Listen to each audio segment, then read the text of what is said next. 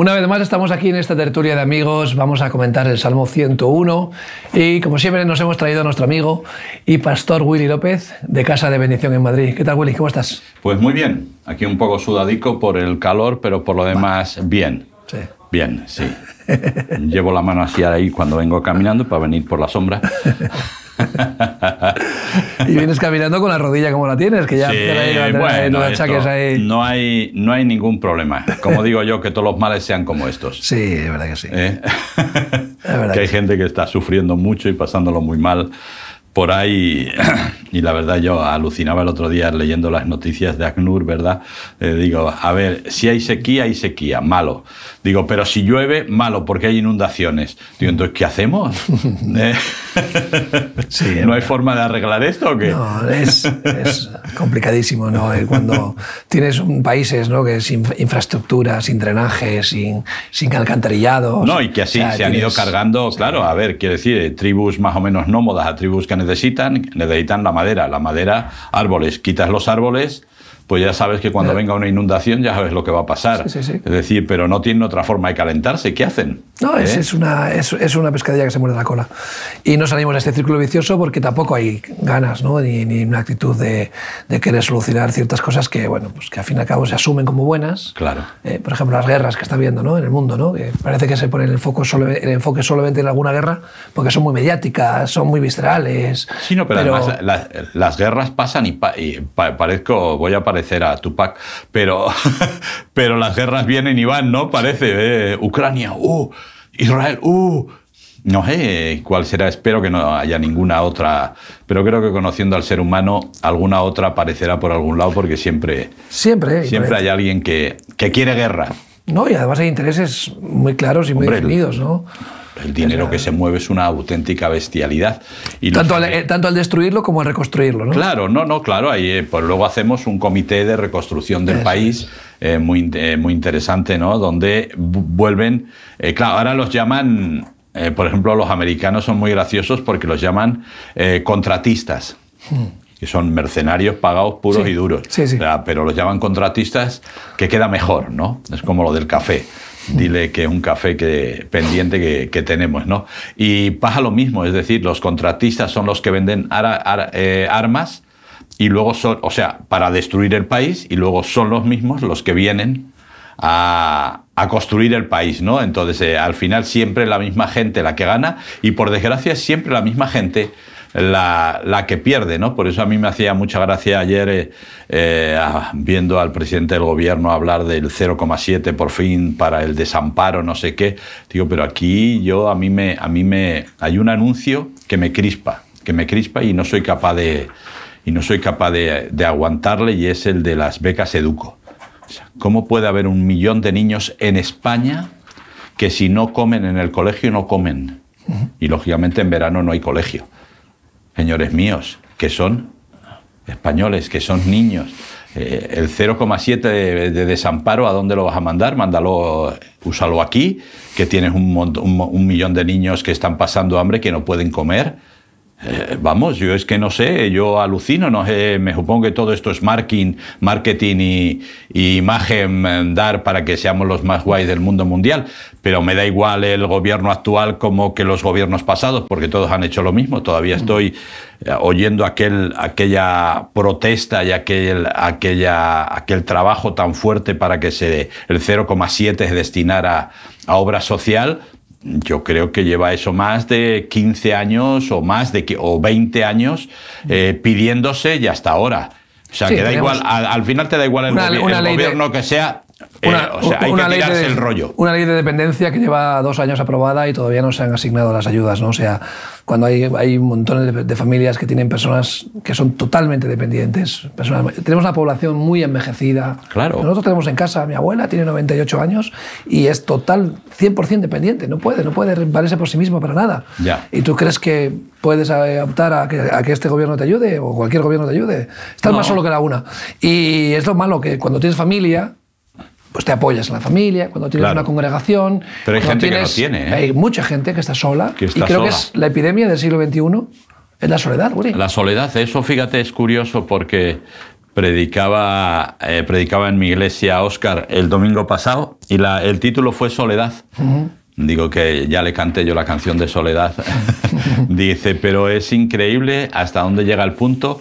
Dice, y ahí creo que dijo, 8 mascotas, ahora saldrían a 8 mascotas por cada habitante del país. O sea, hay más mascotas que niños con mucha diferencia. Y dice, y es que el problema es que mucha gente necesita una mascota para no sentirse solo. Sí, cumple una función, pero sí. es un parche. Porque realmente tú no puedes proyectarte en una nueva generación en una mascota. O sea, claramente la mascota te acompaña, son muy cariñosas, te dan mucho cariño, todos podemos sentirnos confortados por una mascota, pero el ser humano necesita el sentido de la vida, que cualquier científico ateo te diría, el propósito de la vida es la autorreplicarse, multiplicarse. No te lo dicen con un sentimiento espiritual, como Dios dijo, creced y multiplicaos. Nosotros entendemos que el multiplicarse es el propósito de la vida a sí misma. Claro. Nosotros nos multiplicamos no solamente con hijos físicos, biológicos, sino con hijos espirituales. Claro. Pero el sentido mismo de la existencia, las células, desde que existen, se multiplican. Punto. Pues sí. No te puedes multiplicar en una mascota, en un perrito. Claro. Tienes que tener hijos. No, como dicen, no, el instinto, me ha llegado el instinto de ser mamá o ser papá, ¿no? Claro. Tiene 45 años, ¿no? Claro. No, es que si no se me pasa el arroz. Claro.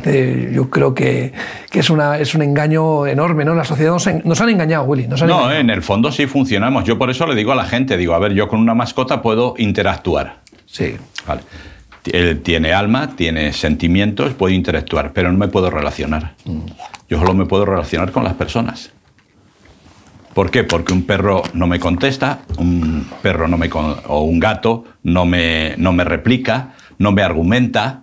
Simplemente, es decir, él funciona con una serie de instintos que tiene en su alma, con los cuales interactúa conmigo. Y lógicamente, si yo me porto bien con él, es súper cariñoso porque es automático, pero no tengo una relación. Claro, lo difícil, que es lo que no queremos, es relacionarnos. ¿Por qué? Porque en la relación no siempre tengo razón. Con el perro siempre tengo razón. O con el gato, siempre tengo razón. Es decir, no hay historia, ¿no? Y lógicamente, ya digo, el perro tampoco exige mucho porque ellos reaccionan a instintos muy concretos. Instintos de cariño, instintos de ternura, instintos de comida, instintos de cuidado. Y si esos instintos son buenos, ellos van a tener buenas reacciones. Siempre hay casos, pero no es lo normal. Pero con las personas hay que relacionarse. Y hay que tratar de entenderlas, y hay que tratar de tener empatía, y los cuidados son buenos, pero no es el 100%. Es decir, tenemos que dejar que ellos cojan su propia personalidad. A muchos de nosotros no nos gustaría que nuestro perro tuviera su propia personalidad, porque a saber cómo puede ser. Pero, es decir, entonces coaccionamos su personalidad con el cuidado. Por ejemplo, yo veo mucho por Daganzo perros que son perros pastores, ovejeros australianos, que son una maravilla con las ovejas, es su instinto, disfrutan, les ves que viven, les brillan los ojos, y aquí van todo el día pues con una correa, acera para arriba, acera para abajo. Esa es su personalidad. Yo dudo mucho que esa es su personalidad, creo que su personalidad es otra. Lo mismo que un mastín que tienes, pues un mastín es un guardián, cuida no solamente de la casa, cuida de la... Y ahí es donde él es feliz. Es donde es feliz. Ahora, atado con una cuerda, acera para arriba, acera para abajo... Pero entonces, me estás describiendo también a la sociedad actual, ¿no? Sí, o sea, yo creo que claro. El ser humano también está atado con una correa en una acera y realmente no estamos... Acera para arriba y acera para abajo. O sea, concierto para arriba, concierto para abajo. Entretenidos, distraídos, pero sin prestar atención a lo importante, ¿no? Que es el ser humano necesitas tener una satisfacción en el cuerpo de mi espíritu. O sea, es que siempre estamos hablando de lo mismo aquí, pero descuidamos tanto las áreas importantes de la vida y nos han engañado, ¿no? Con el entretenimiento, con ocupar el tiempo, con dejar pasar la vida, y luego cuando llegue al final de tus días, la balanza cómo va a estar. O sea, he vivido una vida autocomplaciente, me he disfrutado, me lo he pasado muy bien, he sido una persona egoísta, pero eso tiene una contrapartida también. Una persona egoísta es una persona que acaba sola, siempre, porque las personas egoístas al final acaban solos. Entonces, ¿queremos estar solos? ¿Es lo que deseamos para nuestra vida? quizás no lo pensemos, no reflexionemos, quizás consigamos la mascota para calmarnos un poco y seguir adelante, como siempre pidiendo una prórroga, ¿no? Venga, un poquito más, ¿no? Sí, bueno, yo creo que en realidad a veces vivimos de parches, es decir, creemos que podemos vivir satisfaciendo al alma o las necesidades almáticas que tenemos, es decir, y entonces pues personas con 70, 70 y tantos años que todavía pueden ir a bailar, que pueden ir a los viajes del inserso, que pueden bañarse y tal, dirá, voy manteniéndome. Claro, resulta que pasan a los 80 y tantos años, muchos de los que llegan dicen, ¿y ahora qué? Ya no puedo ir a bailar, ya no puedo ir a viajes del inserso porque tengo que ir con la garrotilla y voy muy dificultado, ¿y ahora qué? Entonces ahora me compro una mascota para que esté conmigo, pero en realidad, ¿dónde voy? ¿Y por qué ha pasado esto? Simplemente porque nadie nos ha dicho que más allá del alma está el espíritu. Y que el espíritu es lo que al final conservamos. Y lo que al final conservamos también, sobre todo, son los recuerdos. Y los recuerdos tienen que ver con relaciones. Es decir, incluso para nosotros los creyentes, ¿verdad? Tú puedes ir a un culto y un culto maravilloso, con una predicación fantástica, una alabanza increíble, aquello fue fabuloso, pero si no tienes un encuentro con Jesús, no hay un recuerdo. En este caso, cuando vas a la iglesia y vas simplemente porque es domingo, porque hay que ir, tú no formas recuerdos. Puede ser el culto bueno o malo, pero no formas recuerdos, simplemente has hecho algo que tienes que hacer. Pero cuando tú vas con el anhelo de decir, bueno, ¿qué va a haber, no? Y igual hay un hermano que necesita ayuda, hay un hermano que te cuenta una alegría que tiene, hay un montón de opciones, eso crea recuerdos. Y yo creo que una de las cosas que nos tiene que mantener principalmente son los recuerdos. Por eso Dios es un Dios de generaciones. ¿Y qué significa un Dios de generaciones? Un Dios de recuerdos. Tengo recuerdos con Abraham, tengo recuerdos con Isaac, tengo recuerdos con Jacob. Más adelante tengo recuerdos con David.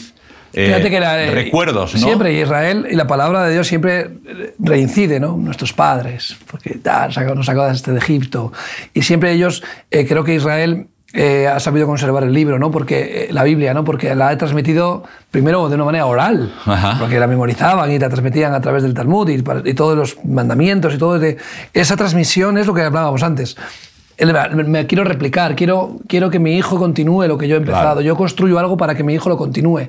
No construyo algo para que cuando yo desaparezca se quede aquí, se pudra y nadie lo aproveche o Hacienda se lo lleve, que es lo que está pasando hoy en día. Hay miles de herencias sin reclamar. Primero porque los impuestos que te clavan para reclamarlos quizás sea peor que la herencia en sí misma. Sí. Que ese me parece el impuesto más injusto que pueda existir. Pero bueno, porque tú construyes algo para que tus hijos continúen con ello. Claro. A mí me da mucha pena cuando veo, y creo que a veces somos así, ¿no? No, es que no quiero para mis hijos lo que yo he tenido. Digo, si lo que tú has tenido te ha llevado a donde estás, claro. Quizás no sea tan malo.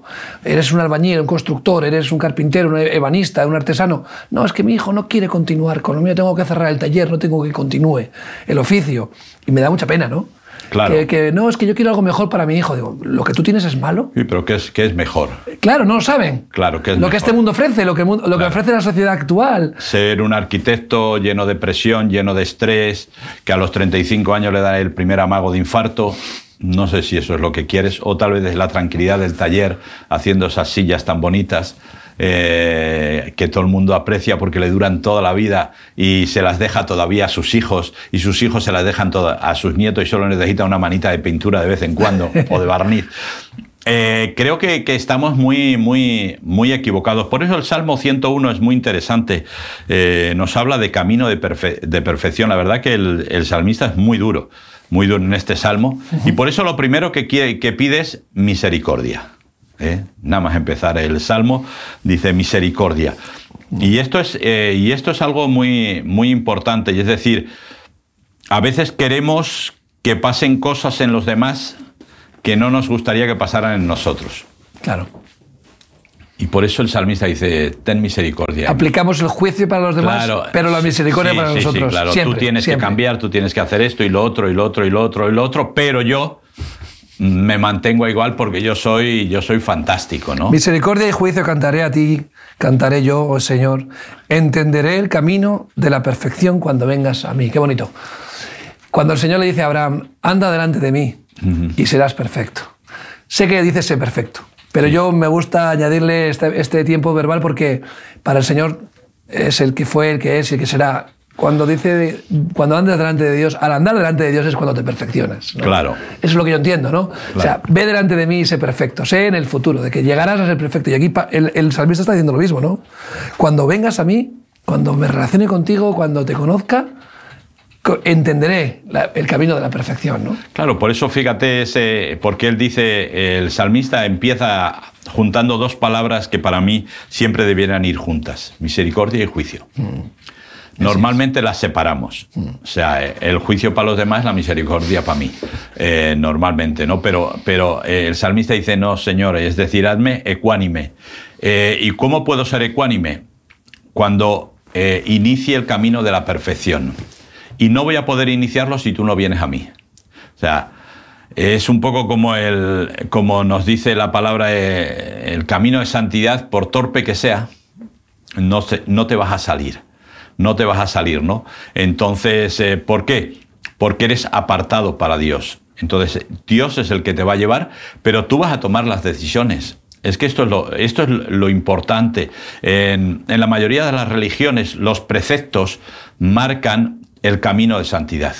O sea, si tú haces esto y esto, da igual la religión que sea, entonces eres perfecto o eres santo, ¿verdad? Pero Dios no dice eso. Es decir, el versículo que tú has mencionado antes de Abraham, es decir, tú vas delante, tú tomas tus decisiones. Entonces Dios va detrás y Dios te dice, no te vas a salir del camino, pero tú tienes que tomar las decisiones. Entonces, no hay unos preceptos que marquen el camino de santidad. Yo los voy marcando conforme a la palabra de Dios. Entonces, esto es lo que va marcando. Por eso el salmista dice, misericordia conmigo. ¿Por qué? Porque me voy a equivocar un montón de veces, porque me voy a caer, me voy a quedar al borde del camino, porque voy a tropezar, porque me van a pasar un montón de cosas, ¿no? Señor, y si tienes que juzgarme, júzgame. Que esto es algo que no nos... Porque Él va a juzgar con justicia. Claro. No, pero además, ¿por qué? Porque durante muchos años en la Iglesia evangélica se ha hablado de juicio. Es decir, tú has hecho esto, juicio... Consecuencias. Entonces tú eres disciplina, la palabra disciplina, ¿no? Y a mí siempre me ha gustado mucho de parte de Dios, más que la palabra disciplina, que Dios habla de ella, la palabra restauración. Yo siempre he dicho que a veces el único ejército en el mundo que mata a sus heridos es el cristianismo. Sí, es verdad. Los remata. Es decir, cuando alguien cae, se le expulsa, especialmente si son delitos sexuales. Sí. Si son económicos, no es tan grave. No está bien, pero no es tan grave. Y si son, por ejemplo, abusos de poder, si son manipulaciones, etcétera, etcétera, eso tampoco es tan grave como es parte del ministerio, ¿no? Pero si son sexuales, eso es brutal. O sea, tú estás ya marcado por vida, se te expulsa, eres anatema. Ahora no en todas las iglesias, pero antiguamente... Ayer falleció, creo, estos días, Jimmy Swaggart.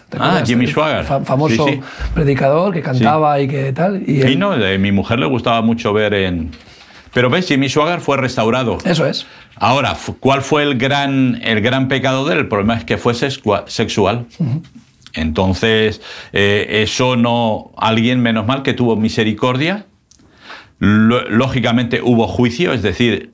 Tú lo has hecho, esto no hay que esconderlo, es decir, eres adicto a la pornografía y eres adicto a la prostitución, esto no hay que esconderlo, pero hay una posibilidad de Dios te da de restaurar y esa es la misericordia.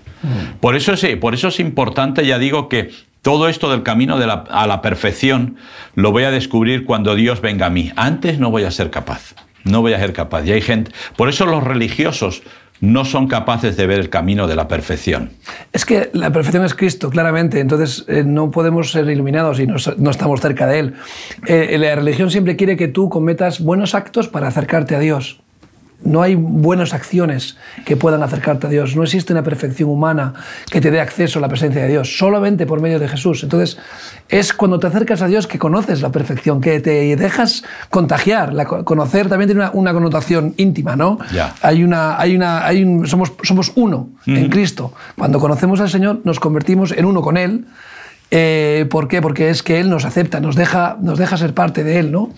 No porque seamos buenos, no porque seamos mejores, sino todo lo contrario, por pura misericordia, ¿no? Sí, puro amor, pura gracia, pura misericordia. Es el acercarme a Dios que me cambia. Claro. No puedes cambiar para acercarte a Dios. Claro. Es que siempre es esa... Y la religión siempre quiere que tú cambies para acercarte a Dios. Claro, entonces... No, tú no puedes estar en la presencia de Dios porque tienes que ser mejor persona, tienes que ser bueno. Claro.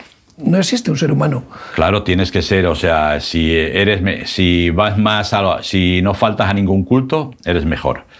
Si lees 3 capítulos de la Biblia todos los días, eres mejor.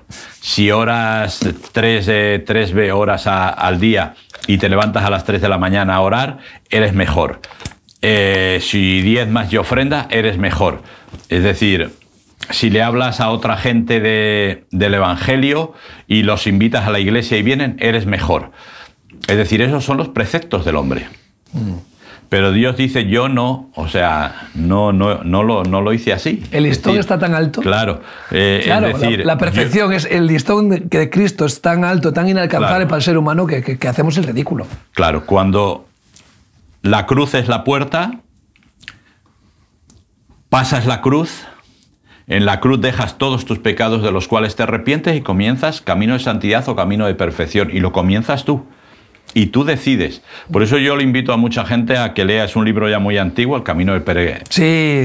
¿Verdad? El proceso del peregrino, ¿no? El proceso del peregrino, súper interesante. Juan Muriel, muy bien. Súper interesante de cómo tú vas progresando, ¿no? Pero eres tú el que vas progresando y de repente te van a aparecer cosas en los laterales del camino que te van a atraer y tú eres quien tiene que decidir, pues no, yo sigo, o sea, no estoy.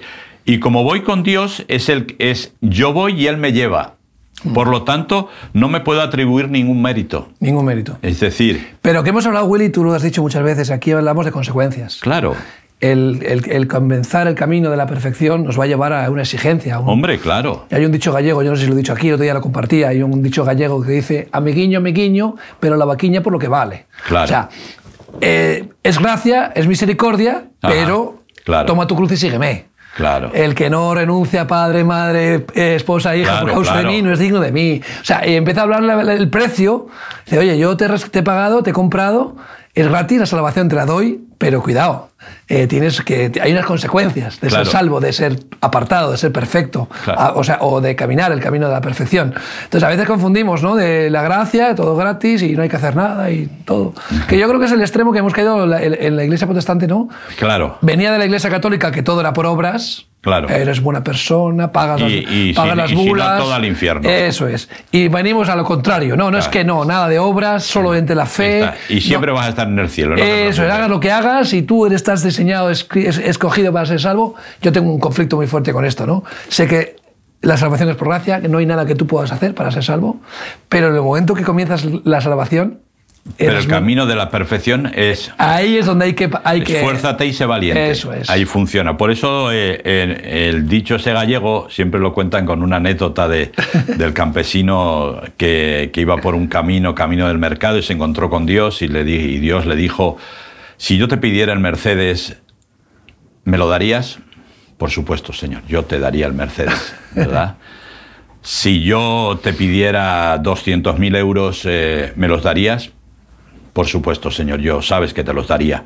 Si yo te pidiera la vaca, ¿me las daría? Dice, no, que esa sí la tengo. Entonces, la vaquilla sí es mía. dice esas, pero somos iguales. Es decir, Señor, sí, bueno, bien, pero lo mío no me lo toques. ¿no? Entonces, nosotros tenemos que decidir qué queremos, ¿no? Entonces, el salmista, a partir de este encuentro con Dios, de este comenzar el camino de perfección, lo quiere llevar con consecuencias, ¿no? Sí, y la verdad es que es muy duro. Muy duro. Es muy duro. En la integridad de mi corazón andaré en medio de mi casa. No pondré delante de mis ojos cosa injusta. Aborrezco la obra de los que se desvían. Ninguno de ellos se acercará a mí. Corazón perverso se apartará de mí, no conoceré al malvado. Al que solapadamente infama a su prójimo, yo lo destruiré. No sufriré al de los ojos altaneros y de corazón vanidoso. Mis ojos pondré en los fieles de la tierra, para que estén conmigo. El que ande en el camino de la perfección, este me servirá. Dice, no habitará dentro de mi casa el que hace fraude. El que habla mentiras no se afirmará delante de mis ojos. De mañana destruiré a todos los impíos de la tierra, para exterminar de la ciudad de Yahvé a todos los que hagan iniquidad, ¿no? Fíjate, qué fuerte, ¿no? No, el tipo primero... Como rey, está hablando de... Como una persona de autoridad. Una autoridad real. No es una manera de hablar real, eufemismo, sino... Claro. Entonces, pero el tipo es duro. El tipo es duro. Primero empieza por él, que es lo que me gusta, ¿no? Sí. Entonces, en integridad. La verdad que hoy la palabra integridad...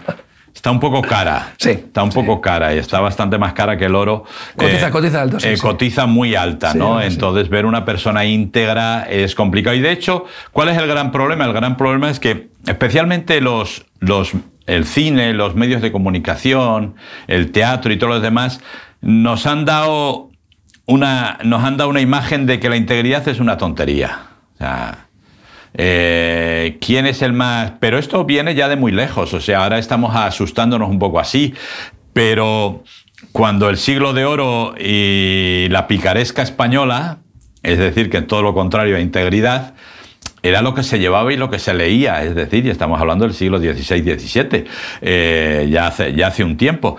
Ahora pasa lo mismo, quiero decir, pero no solamente hablamos de los políticos o de los gobernantes, a nivel de la gente de a pie como nosotros, es decir, cuesta mucho decir, bueno, voy a ser íntegro, aunque eso me perjudique. Sí.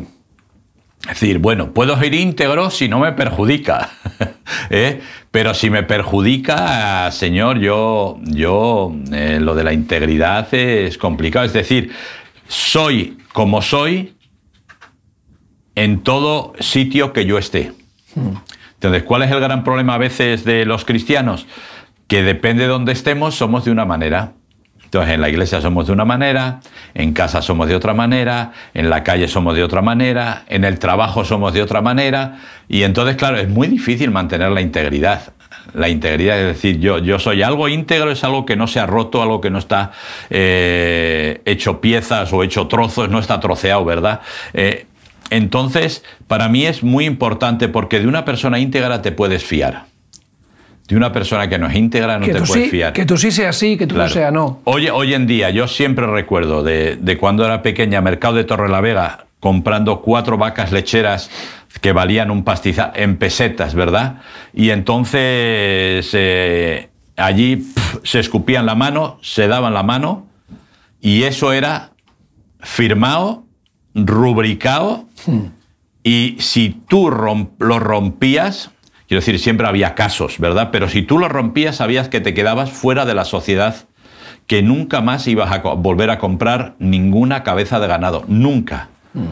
Ahora vas al banco, firmas un montón de papeles por triplicado, supuestamente te lo explican y tal, y al final siempre hay letra pequeña. Siempre hay una trampiñuela. O sea, no hay integridad.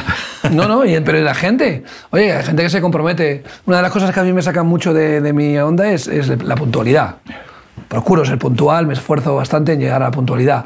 Cuando ve gente impuntual que compromete contigo a una hora y no llega, pero no llega porque es que pasó algo de fuerza mayor, no llega por sistema. Sí. Porque, oye, yo a la hora que tengo que estar contigo estoy saliendo de casa. Entonces ya por sistema. Entonces ella empieza a preocuparte. Uy, esta persona me parece poco fiable. Claro. Si no es capaz de llegar a la hora... Esto los de Europa del Norte lo tienen más que asumidos. Llegan 5 minutos antes, están en la puerta y en punto, toc, toc, toc, llaman. O sea, eso es sagrado para ellos.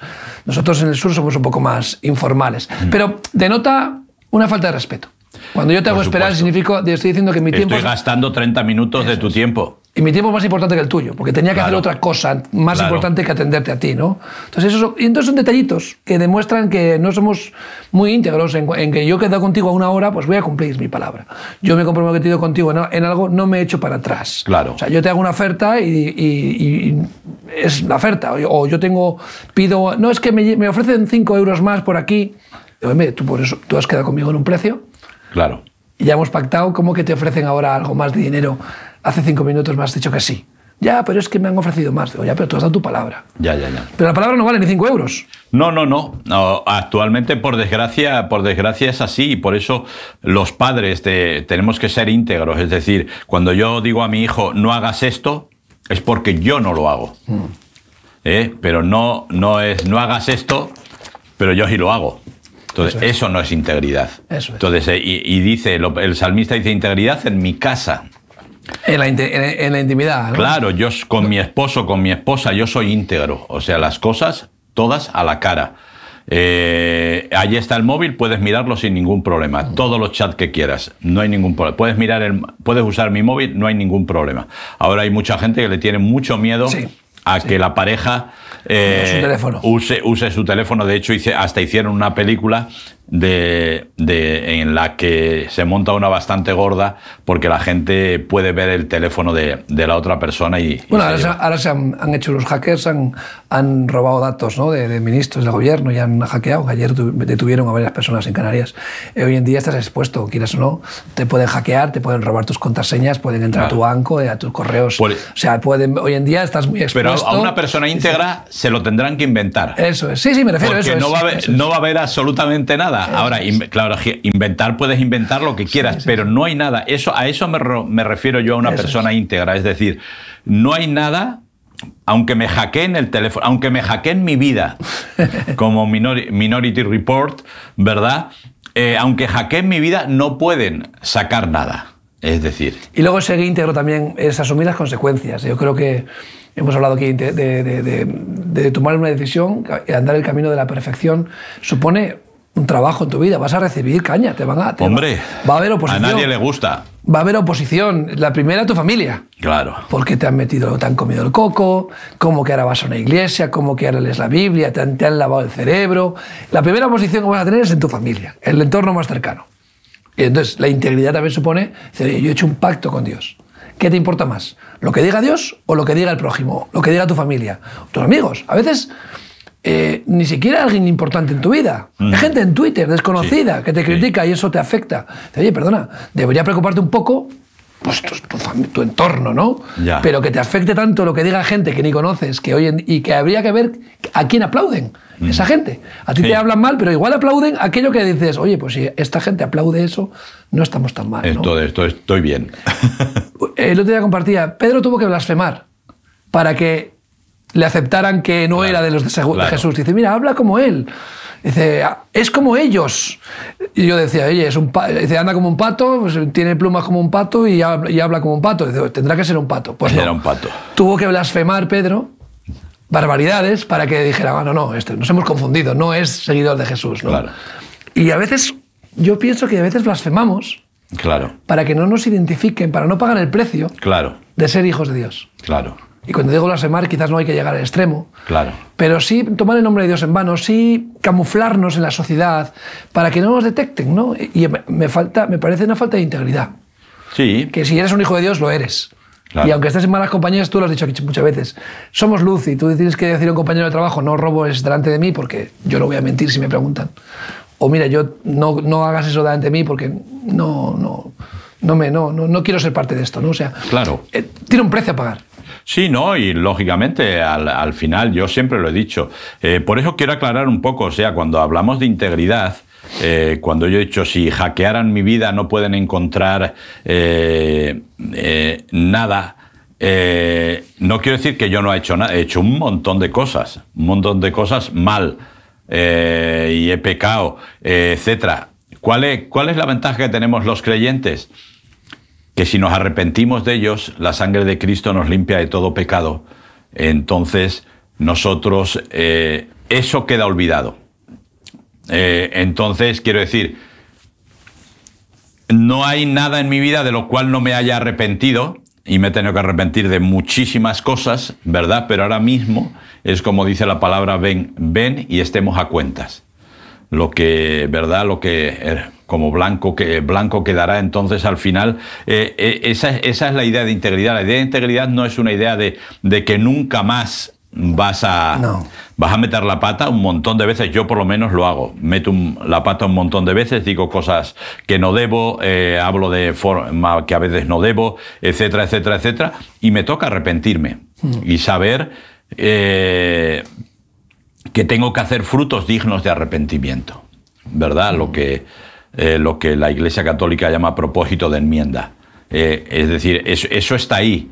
Y procuro que sean las menos veces posibles, ¿no? Porque también, como tú decías, en la iglesia evangélica la costumbre es esa, es decir, bueno, hago lo que me da la gana, luego me arrepiento y ya está. No, pues no funciona así. Tenemos que tener en cuenta que en uno de los salmos que dimos ya hace bastante tiempo, ¿verdad? Dios dice, estoy enojado con este pueblo, porque este pueblo divaga en su corazón.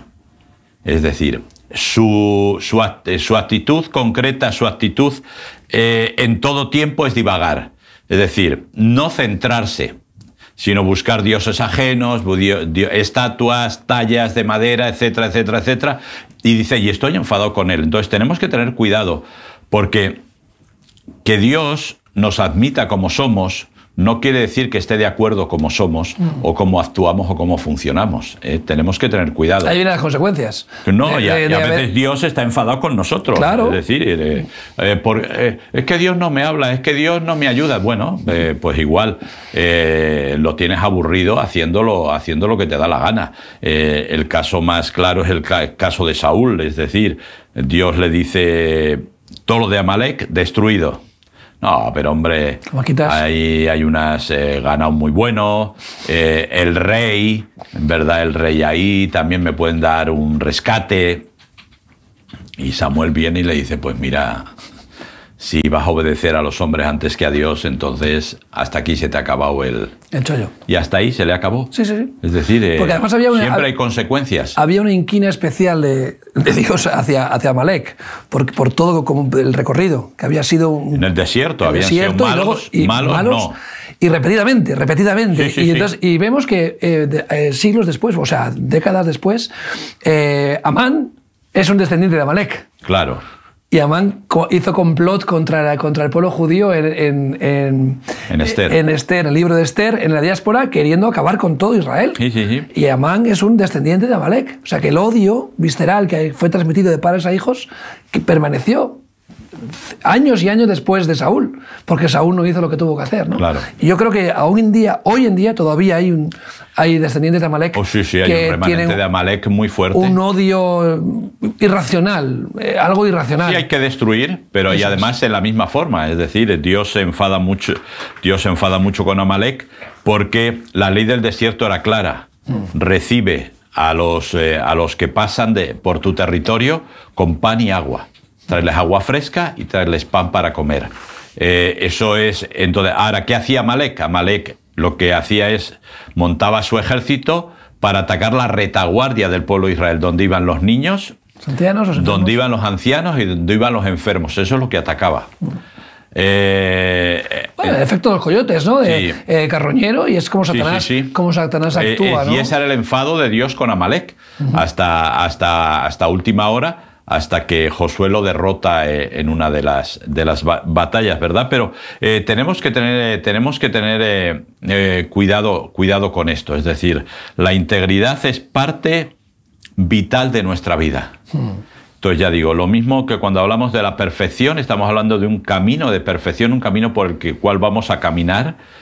Entonces somos perfectos porque Dios está en nosotros, no por todo lo que hacemos nosotros. Eso es. O sea, que la gente se olvide de querer ganar medallas y méritos, porque ni lo vamos a hacer ni lo vamos a hacer nunca. Más bien vamos a meter la pata más fallos que aciertos, ¿no? Pero bueno, tú ves viendo también el progreso, ¿no? Como has dicho antes, el progreso del cristiano, ¿no? Este famoso libro de Juan Bunyan, ¿no? O sea, al final, nuestra vida tiene que ser un progreso. Yo no puedo estar igual hoy que hace 20 años. Yo no puedo estar igual en la misma... O sea, me refiero a la actitud, el crecimiento espiritual. Tú no puedes ser igual. Tiene que haber una transformación. Tiene que haber una madurez. Yo me sorprende mucho, ¿no? El infantilismo que hay. En la sociedad. Pero como siempre, la sociedad nos contagia a la Iglesia y en la Iglesia hay un infantilismo. Sí, hay mucha adolescencia. Una adolescencia tremenda dentro de la Iglesia que se ofende, que se enfada, que está siempre haciendo aspavientos, que va de víctima. ¿Pero cómo vas a ir de víctima? Ya. Si cuando tú ves el testimonio, aquí hemos tenido a Ted Blake hablando de la Iglesia perseguida y nos ha contado que la Iglesia te da ánimos a ti. Que es la Iglesia la que te da ánimos y te dicen, ora por nosotros. Y tú crees que estás pasando mal. Claro. Y cuando te cuentan las historias de los hermanos, nuestros hermanos, Willy, en la fe, nuestros hermanos, en la fe, que están siendo perseguidos, asesinados, violados, abusados, maltratados. Hace 2 semanas, 200 en Nigeria. Quemados vivos. Quemados vivos. Por su fe. Sí. Por su fe. Y nadie dice nada. Nadie dice nada. No ocupa titulares, no ocupa nada. Ni siquiera la Iglesia se lamenta de que tus hermanos en la fe... Ese versículo que dice cuando una parte de la Iglesia se duele, del cuerpo se duele, todo se duele, pues hombre, yo creo que aquí hay como dos categorías. Sería que los cristianos de Occidente que tenemos más fe que los cristianos del resto del mundo. Hombre, vivimos mejor, más fe yo creo que no tenemos, pero vivimos mejor sí. Y eso nos tendría que implicar y que inclinar más hacia orar más porque hasta ahí podemos llegar todos. Y estar agradecido. Hombre, imagínate. Menos victimismo. Ay, claro. es que no sé qué, es que mira, me miran mal, es que no... Pero perdóname, ¿qué precio más ligero estamos pagando? Pues mira, a ti te miran por lo menos, sí. A los otros los matan. A los otros los matan, eso es. Entonces, pero es muy... No digo que vayamos a estar todo el día fustigando, sino simplemente tengamos una actitud de agradecimiento.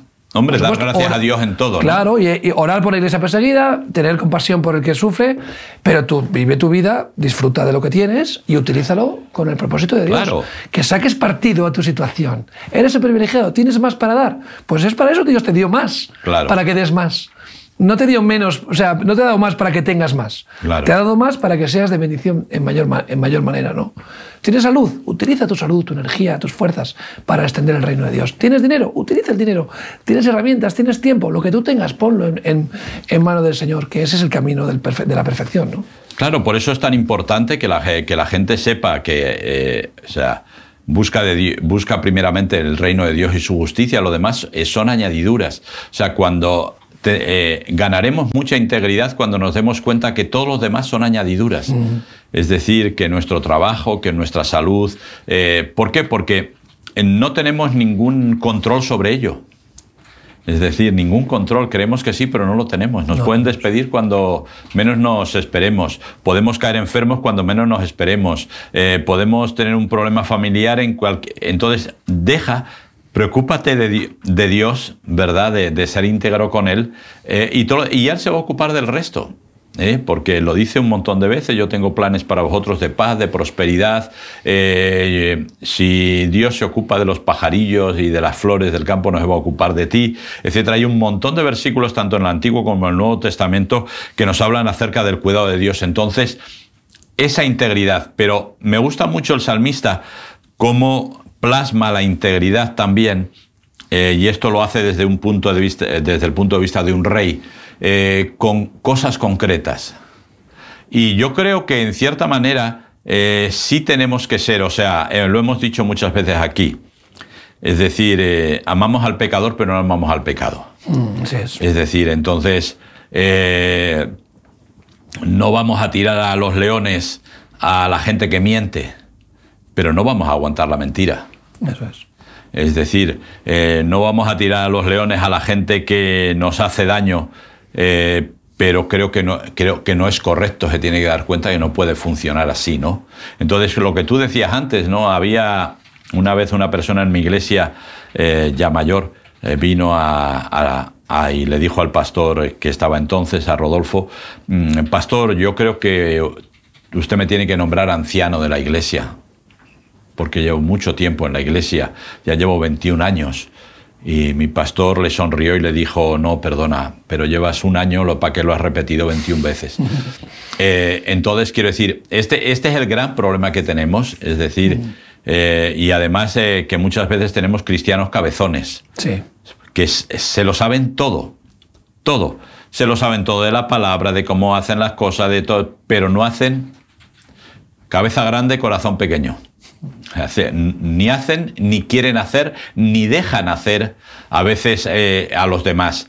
¿Por qué? Porque simplemente tienen dos tablas rasas o dos reglas, ¿verdad? Una para ellos y otra para los demás. Los demás es la tabla dura, es decir, esto, pero para ellos es la tabla laxa, la tabla que no tiene tantas obligaciones.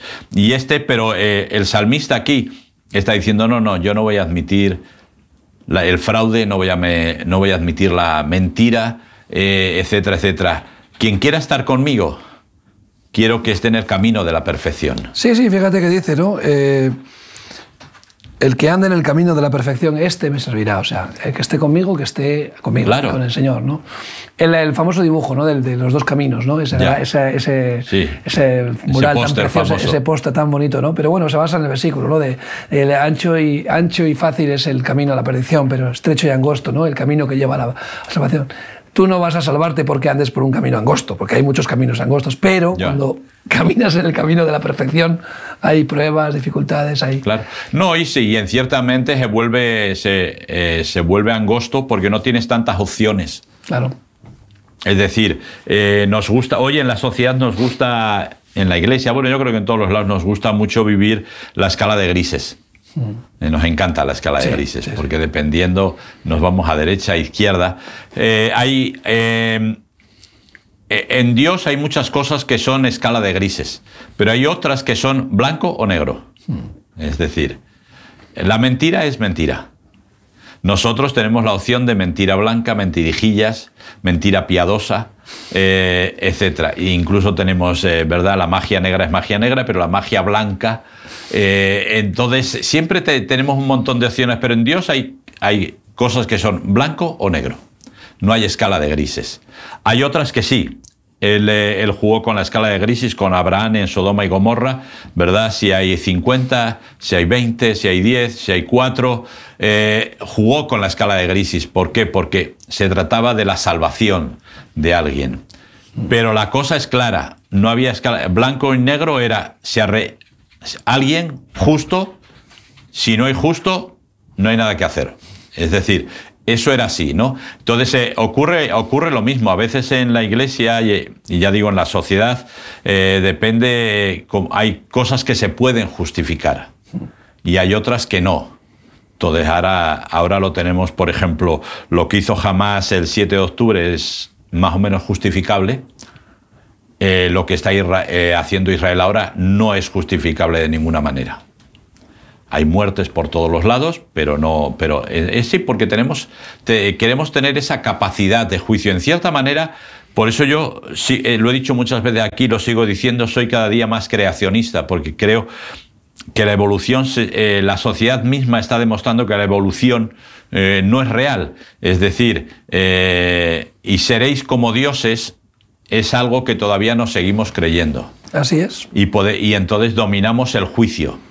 Entonces yo soy como Dios y por lo tanto yo dictamino que esto es bueno y esto es malo, o que esto es malo y esto es bueno. Y normalmente 99,9% nos equivocamos, ¿no? Pero el salmista nos está diciendo, hay cosas que no podemos permitir, que tenemos que ser muy serios. Cosas, no personas, cosas que en nuestra vida que no se puede, ¿verdad? Y él dice el de ojos altaneros, esa gente que mira por encima del hombro a todo el mundo, que se cree el mejor del mundo mundial, la última Coca-Cola en el desierto, el tapón del océano, etcétera, etcétera. Yo no lo voy a soportar, no lo voy a aguantar, ¿no? Sí, la palabra dice, Dios resiste el soberbio y da gracia a los hombres. Claro. Ahora, si dejas de ser altanero, lógicamente, aquí estamos. Aquí estamos. ¿No? Pero mientras seas altanero, conmigo no tienes nada que hacer. Bueno, pues muchas gracias. Bueno, complicado. Entenderé el camino de la perfección cuando vengas a mí. Qué bonito texto, os dejamos con este pensamiento. Como que cuando Dios se acerca a tu vida vas a entender, vas a comprender cuál es el camino que tienes que seguir. El camino de la verdad es Cristo. No hay nadie más que te pueda llevar a la presencia del Padre. Que Dios te bendiga.